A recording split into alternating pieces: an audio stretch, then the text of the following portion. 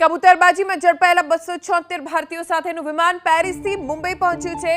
ફ્રાન્સમાં Paris નજીકના એક airport પર માનવ તસ્કરીની આશંકાના આધારે અટવાયેલા ભારતીય પ્રવાસીઓ સાથેના પ્લેનને ઉડ્ડયન માટે પરવાનગી મળ્યા બાદ મુંબઈ પહોંચ્યું। 21 ડિસેમ્બરે ભારતીયોથી ભરેલું પ્લેન પેરિસથી 150 કિલોમીટર દૂર વેટ્રી एयरपोर्ट पर रोकी देवामां આવ્યું હતું। આ ચાર્ટર્ડ ફ્લાઇટ વાયા દુબઈ થઈને નિકારાગુઆ જઈ રહી હતી।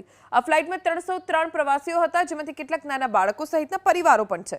ઝડપાયેલા ભારતીયો પૈકી 2 સગીર અને 25 ભારતીયોએ ફ્રાન્સમાં શરણાગતિ માંગી છે, જેમાંથી 2 પ્રવાસીઓને કોર્ટમાં રજૂ કરાશે।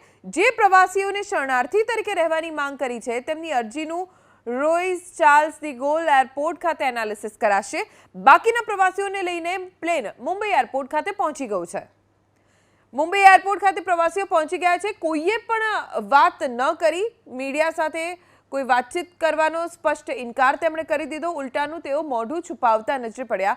21 ડિસેમ્બરે પેરિસથી 150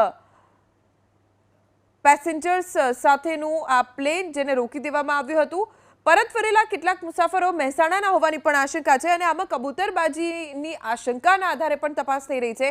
અને આ જ આશંકાના આધારે આ પ્લેન નિકારાગુઆ જવાના બદલે પાછું મુંબઈ પહોંચ્યું છે। મહેસાણાના આખજ વડાસમા વિસ્તારના યાત્રીઓ આ પ્લેનમાં હોવાની જાણકારી પ્રાપ્ત થઈ છે। ઘૂસણખોરી કરાવનારની પણ તપાસ અત્યારે ચાલુ છે। ગુજરાતના પણ કેટલાક એજન્ટ્સ કે જે ખોટી રીતે ગેરકાયદે લોકોને આઉટ ઓફ ઇન્ડિયા મોકલતા, અમેરિકા મોકલતા અથવા તો કેનેડાની બોર્ડર પાર કરાવતા, તેની પણ પૂછપરછ ચાલુ છે, તેની શોધખોળ ચાલુ છે। ગુજરાતના એજન્ટ્સની તપાસ થઈ રહી છે અને મુંબઈ પહોંચ્યું છે આ વિમાન। કેટલાક બાળકો પણ છે, તેમાં પરિવાર સાથે કેટલાક લોકો ગયા છે અને હવે એ તપાસ થઈ રહી છે કે આ પ્રવાસીઓ ક્યાંના છે, શું તેમની પાસે જે ડોક્યુમેન્ટ્સ હતા તે સાચા હતા, કોઈ ઘૂસણખોરી થઈ રહી હતી કે નહીં, એ તમામ દિશામાં હવે તપાસ ચાલુ કરવામાં આવી છે। પણ ઘૂસણખોરી કરાવનારની પણ તપાસ થઈ રહી છે। ગુજરાતનું કનેક્શન પણ તેમાં સામે આવ્યું છે। કેટલાક ગુજરાતના પણ પ્રવાસીઓ હોવાની જાણકારી પ્રાપ્ત થઈ છે। ગુજરાતના એજન્ટ્સ શું આ મુસાફરોને ખોટી રીતે મોકલી રહ્યા હતા, કોણ કોણ આ કબૂતરબાજીમાં સંડોવાયેલું છે, એ તમામ દિશામાં હવે તપાસ કરવામાં આવશે। फिलहाल देखा जाए मैं मुंबई एयरपोर्ट पर हूँ। कुछ जो लोग हैं वो फिलहाल हमें जाते हुए नज़र आए थे, पर अभी फ़िलहाल जो एक ग्रुप है वो अभी बाहर आने का बाकी है।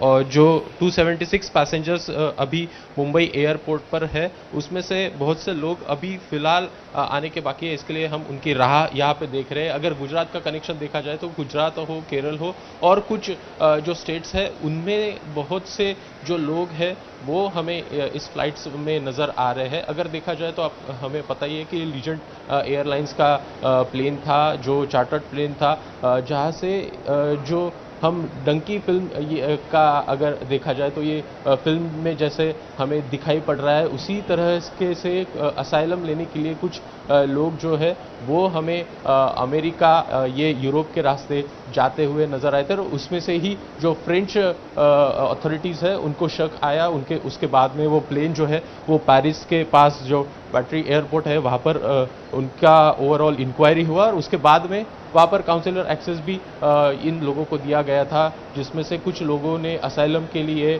फ्रेंच टेरिटरी में ही असाइलम के लिए कहा था, उनको फिर से वापस नहीं आना था, ऐसा भी कहा जा रहा है। कुछ लोग जो है वो थोड़ी देर बाद हम आएंगे, उनसे बातचीत करेंगे। उसके बाद ओवरऑल जो क्या क्या उनके साथ वहाँ पे हुआ है, साथ ही कौन लोग हैं जो ये सब उनको क्या एग्जैक्टली चाहिए था, ये ओवरऑल अगर केस देखा जाए तो MEA को हैंडओवर कर दिया गया है।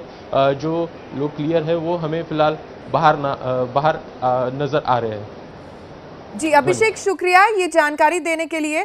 तो कबूतरबाजी है कि नहीं એ હવે તપાસ થઈ રહી છે, પણ આ ફ્લાઇટ જેને પેરિસમાં રોકી દેવામાં આવી હતી એ મુંબઈ લેન્ડ થઈ ગઈ છે। તેમાંથી કેટલાક યાત્રીઓ બહાર નીકળ્યા છે, કેટલાક હજી પણ એરપોર્ટની અંદર છે અને ગુજરાતના એજન્ટ્સની પણ તપાસ થઈ રહી છે, કારણ કે કેટલાક પેસેન્જર જે પેરિસમાં અટવાયેલી જે ફ્લાઇટ હતી તેમાં ગુજરાતના પણ કેટલા પેસેન્જર્સ હતા અને ગેરકાયદે ઘૂસણખોરી अन्य देश में थई रही होवानो पण आरोप लाग्यो छे। राणी वाड़ज कलोलना जे एजंट्स તેની ઉપર પણ સતત નજર છે, કારણ કે ઉત્તર ગુજરાતના મોટા ભાગના પેસેન્જર્સ કે જે આ ફ્લાઇટમાં હતા અને ગેરકાયદે તેઓ ઘૂસણખોરી કરી રહ્યા હોવાની આશંકા છે, જેના આધારે જ અત્યારે તપાસ ચાલુ છે.